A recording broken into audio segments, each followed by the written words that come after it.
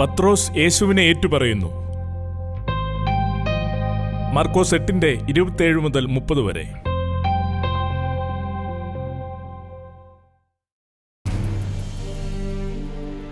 അനന്തരം യേശു ശിഷ്യന്മാരുമായി ഫിലിപ്പോസിന്റെ കൈസരിക്കടുത്ത ഊരുകളിലേക്ക് പോയി. വഴിയിൽ വച്ച് ശിഷ്യന്മാരോട്,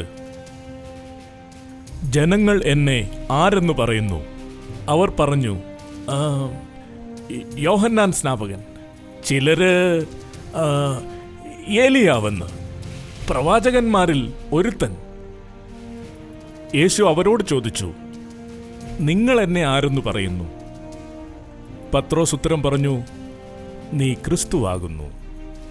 പിന്നെ തന്നെക്കുറിച്ച് ആരോടും പറയരുതെന്ന് അവൻ അവരോട് ഖണ്ഡിതമായി പറഞ്ഞു.